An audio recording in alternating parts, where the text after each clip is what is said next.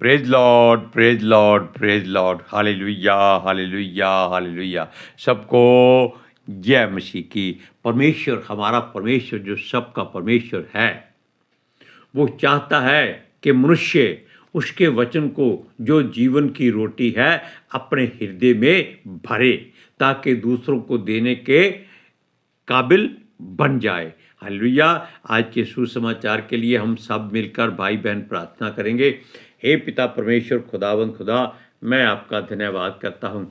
आपने दिन भर संभाल के रखा। खुदावंद, सबको तेरी आशीष, तेरी बरकत, तेरी सामर्थ मिले पिता परमेश्वर।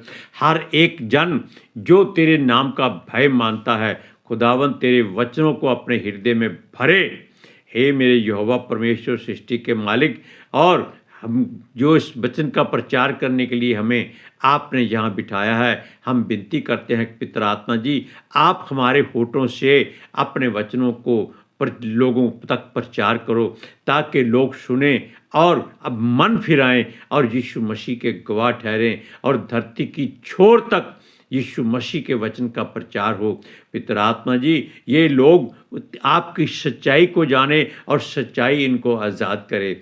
मेरी विनती खुदावंद खुदा, मैं आपका धन्यवाद करता हूँ, आपकी महिमा करता हूँ। मेरी विनती, मेरी प्रार्थना जीसस के स्मृति जलाली कदूस और जीवित नाम में मांगता हूँ। सुनो और कबूल करो। आमीन। ध्यान से सुनिए।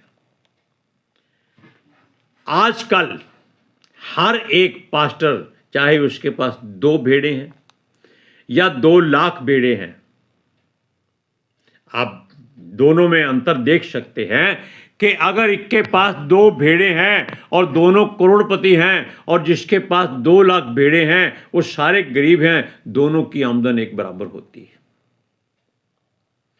कब? जब दोनों वचन को पहले अपने लिए, अपने हृदय में भरकर उसकी अपनी तसल्ली करें कि हाँ प्रभु जी, पितर आत्मा जी, अब आप इस बर्तन में जितना आत्मिक धन है वो भर दीजिए, और मैं अपने पुराने धन को, जो मेरा संसार की ओर से था, यानी कि जो वचन, जो सोच, जो इच्छाएं, जो कामनाएं, जो तमन्नाएं, जो जरूरतें थी, मैं उन सबको अपने से दूर करता हूं। अगर आप ऐसा करेंगे तो पितर आत्मा जी आपके हृदय में उन वचनों को दबा दबा कर, ठूस ठूस कर उफनता हुआ भरेंगे, ताकि आप उन वचनों में से जितना दूसरों को बांटेंगे उतना वो और बढ़ता जाएगा, दुगना होता जाएगा। कैसे? जैसे अय्यूब का सब कुछ खाली करके परमेश्वर ने उसको जितना खोया था उसका दुगना दिया। अब आप इस बात को जान लीजिए कि ऐसा ही हर जन सोचे। बाकी जरूरी नहीं वो खुद अपने आप का नुकसान करे, या अपने परिवार वालों को कोई कष्ट दे, या अपनी प्रॉपर्टी को तोड़ बोड़ करे या नुकसान करे। ये गलत है, ये पाप है। अगर परमेश्वर की मर्जी है कि आपके पास जो है उसे संभाले रखो, तो हम आपको एक सलाह देते हैं कि उन बातों की, उन वस्तुओं की आप हमेशा हिफाजत करो। उसको नुकसान नहीं पहुंचाना, खराब नहीं करना, कि वचन में लिखा है सब कुछ खाली कर दो तो और नया मिलेगा। अय्यूब ने खाली किया था। अय्यूब को एक ऐसी हस्ती थी क्षमा कीजिए, जिसको परमेश्वर ने आप लोगों के लिए एक चिन्ह ठहराया है। ये साखी नहीं है, ये सच्चाई है। और ये अगर आपके ऊपर आ गई तो आप सोच लीजिए, आप अय्यूब की तरह खड़े नहीं रह सकोगे। आप कहोगे, हे खुदा, हे प्रभु, हे परवरदिगार, हे अकाल पुरख, हे सर्वशक्तिमान, मौत दे दे। लेकिन इस पर भी सोच लीजिए, आप एलिया की तरह मौत मत मांगिएगा कि हो सकता है मौत मांगेंगे तो परमेश्वर अग्नि रथ में ले जाएगा। कभी ऐसी गलती मत करना। केवल अपनी बुरी बातों को, बुरी सोच को और बुरे इकट्ठे किए हुए सामान को जो संसार से आपने इकट्ठा किया है, उसको धीरे धीरे निकालकर उसी जगह पर परमेश्वर के वचनों वाली वस्तुएं ला के रखो। वो क्या है? पवित्र शास्त्र है। इसके वचनों को कंप्यूटरों में से बड़े बड़े पीस निकालकर अपने घरों पर, दीवारों पर चिपका दो। हमने एक वचन सामने रखा है, क्या है? कि मेरे दिन तेरे हाथ में है। ऐसा क्यों लिखा है? इसलिए लिखा है कि जो मेरा पुराना है वो मेरा प्रभु खुद निकाले और मुझे नया और नया और नया भरता जाए। Hallelujah, praise Lord. सुनिए, आजकल के जितने चरवाहे हैं वो भीतर से खाली हैं, लेकिन दूसरों को बांटते जाते हैं। वो क्या बांटते हैं ये हमको समझ नहीं आती। सूरज प्रमाणी की बात फिर करते हैं। वो एक बात पर जोर देता है कि हमेशा बाइबल को पहले अपने लिए पढ़ो। इसका क्या तात्पर्य है? कि पहले उन वचनों को अपने हृदय में इकट्ठा करो, भरपूर करो। जब देखो, हाँ भाई, अब मेरी औकात के हिसाब से या मेरे साइज के हिसाब से या मेरी सोच के हिसाब से, मेरे हाजमे के हिसाब से इतने वचन जो हैं वो ठीक हैं, अब मैं पहले इनको बांट दूं, फिर परमेश्वर से और मांगूंगा। वो परमेश्वर का बेटा बड़ी सही और साफ बात कहता है। सुनिए, क्योंकि वचन को खुद पहले खाओ फिर लोगों को खिलाओ, क्योंकि दूसरों को भी इसका आनंद आएगा और लोग भी भरपूर हो जाएंगे, मन फिराएंगे। यदि आपके पास कुछ है ही नहीं तो आप परमेश्वर से विनती करें कि हे पिता, इन जो मिट्टी का घर जो बनाया आपने, ये बर्तन है, इसमें अपने आत्मिक धन भर। हालेलुया। सुनिए, क्योंकि हम एक शब्द आपसे कहते हैं, आप हमेशा सुबह और शाम को बोला करें कि हे पिता परमेश्वर, मैं अपने आप को और अपने घराने को आपके हाथों में समर्पित करता। इसमें और कोई वस्तु नहीं आनी चाहिए, क्योंकि परमेश्वर को आपकी जरूरत है, आपके सामान की कोई जरूरत नहीं है। सुनिए, अब देखिए, यीशु मसीह के पास सब कुछ था। उसने चेलों से कहा, भाई इतने लोग मेरे साथ हैं, इनको रोटी तुम खिलाओ। वो बेचारे शशो पंजों में पड़ गए, यानी कि वो ऐसे सोचने लगे कि अब क्या करें, रोटी कहाँ से लाएं। तब उनको एक बालक मिला जिसके पास 5 रोटी 2 मछली थी। यीशु ने कहा, देखो, उस रोटियों को मेरे पास लाओ और लोगों को पांति पांति बिठा दो। तो परमेश्वर से मांगना है वो देगा। और उसने उन रोटियों को 5000 पुरुषों को खिलाया और उनके साथ उनके परिवार वाले अलग थे। अब आप जान लीजिए कि परमेश्वर अगर भरपूरी से देता है तो वो अपने वचन के अनुसार देता है। इसलिए अगर आपके पास कम है, बांटने के लिए थोड़ा है, तो सुनिए, परमेश्वर से कहिए कि परमेश्वर, मेरे घर में आज आटा नहीं है। तेरा वचन कहता है कि धर्मी जन लोग कभी भी भूखे नहीं रहते। कोई ना कोई परमेश्वर जरिया बनाएगा। सुनिए, वचन पढ़ते हैं, मत्ती की इंजील 14 अध्याय उसकी 19 से 21 आयत तक। सुनिए, तब उसने लोगों को घास पर बैठने को कहा और उन 5 रोटियों और 2 मछलियों को लिया और स्वर्ग की ओर देखकर धन्यवाद किया। अब इस बात को आप ध्यान से अपने हृदय में रखिए कि उसने क्या किया। परमेश्वर से मांगा कि 5 रोटी और 2 मछली है, इनको तू बरकत दे। ताकि ये जितने लोग आए हैं ये इतना खा लें कि उसके बावजूद बच जाए। और बच गई कितने? 12 टोकरे रोटियों के बच गए। इसको बरकत कहते हैं क्योंकि उसने बरकत मांगी थी। आगे सुनिए। और रोटियां तोड़ तोड़ कर चेलों को दी और चेलों ने लोगों को, जब सब खाकर तृप्त हो गए तो चेलों ने बचे हुए टुकड़ों से भरी हुई 12 टोकरियां उठाई और खाने वाले स्त्रियों और बालकों को छोड़कर 5,000 पुरुषों के लगभग थे।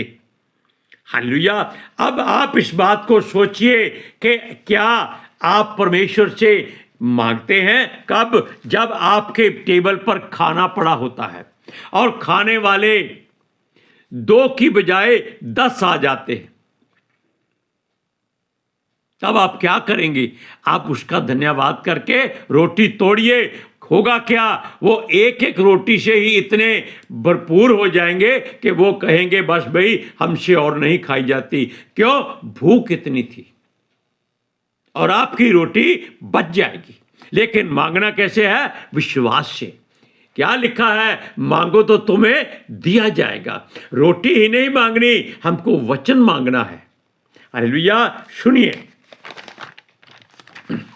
परमेश्वर के वचन, इनको हमेशा याद रखो, कोशिश करो। हमको भी वैसे भूल जाते हैं, लेकिन हम कोशिश करते हैं कि ये वचन परमेश्वर के पवित्र शास्त्र के इस पेज पर बाईं तरफ लिखा है या दाईं तरफ लिखा है, तब हम जल्दी ढूंढ लेते हैं। इसीलिए सुनिए, परमेश्वर की पवित्र रोटी जो वचन है उसको खरीदा नहीं जा सकता, ना बेचा जा सकता है। इस बात को और ध्यान से सुनिए कि लोग जाते हैं, दशमांश डालते हैं, वो कहते हैं आज 1,000 रुपया डालेंगे तो हमें जरूर 10 लाख मिलेगा। ये लालच है, ये गलत बात है।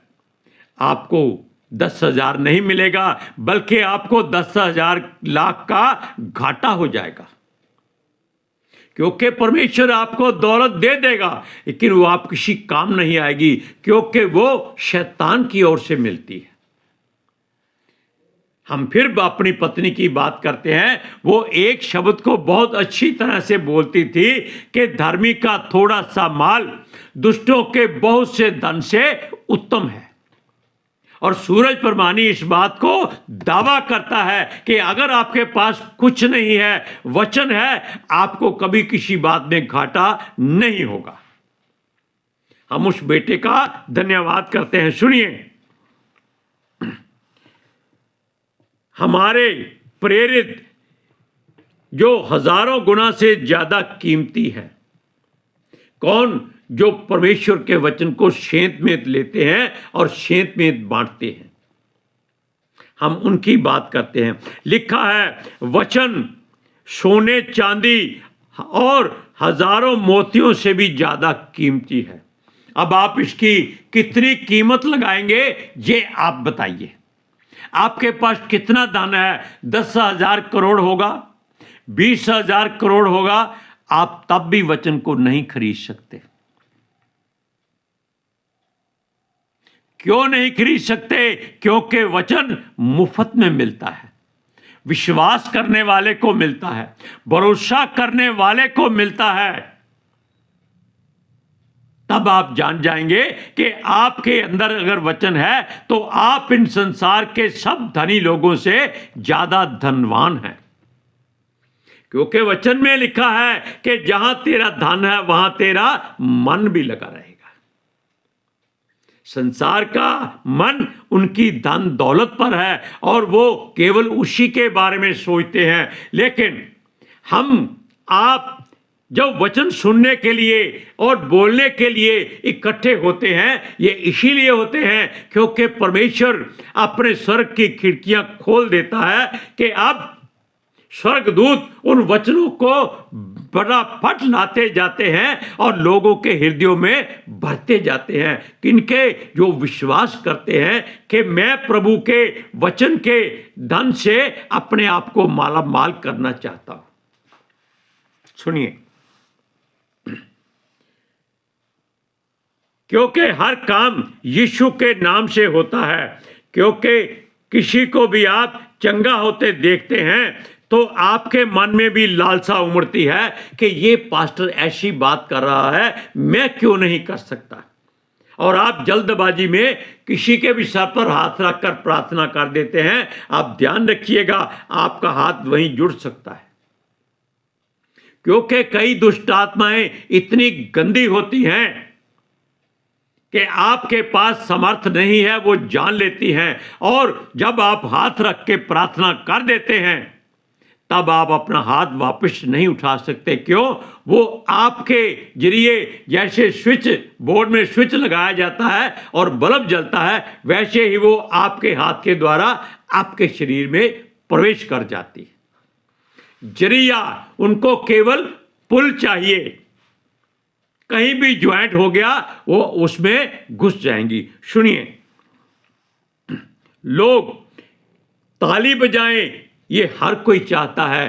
क्यों? वो कहता है भाई मैं चमत्कार करूं, लोग ताली बजाएं और मेरी छाती, मेरा सीना फूलकर चौड़ा हो जाए। कहीं ऐसा ना हो आपकी कमर में दर्द हो जाए। इसलिए ध्यान रखिएगा, मर्जी नहीं करनी, मर्जी केवल पवित्र आत्मा जी की चाहिए और किसी की नहीं चाहिए। क्योंकि परमेश्वर ने अपने पुत्र यीशु मसीह के कहने पर आपके सेफ्टी के लिए, आपकी सुरक्षा के लिए, आपके मार्गदर्शन के लिए पवित्र आत्मा जी को भेजा है और आपको उनके सुपुर्द किया हुआ है।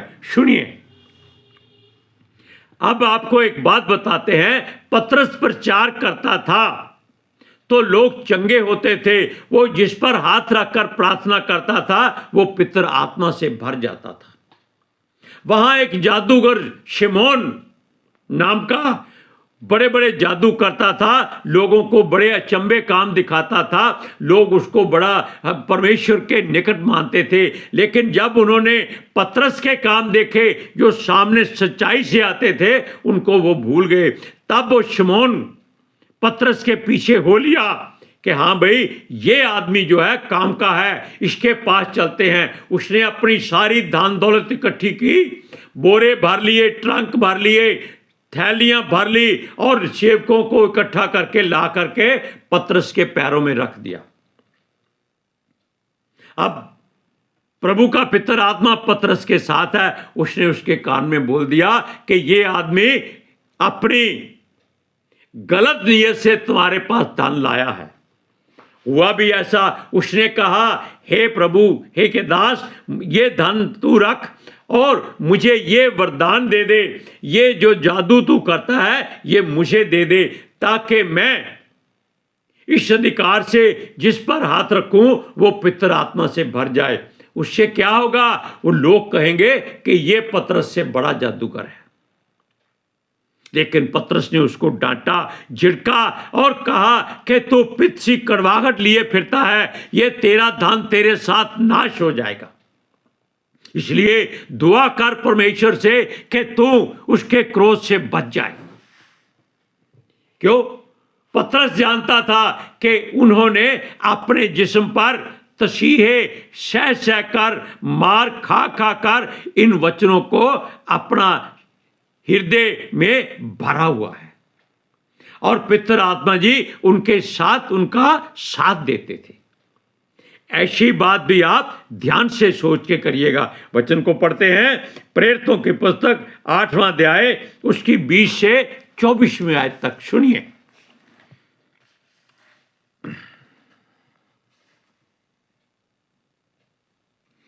पतरस ने उससे कहा, तेरे रुपए तेरे साथ नष्ट हों, क्योंकि तूने परमेश्वर का दान रुपयों से मोल लेने का विचार किया है।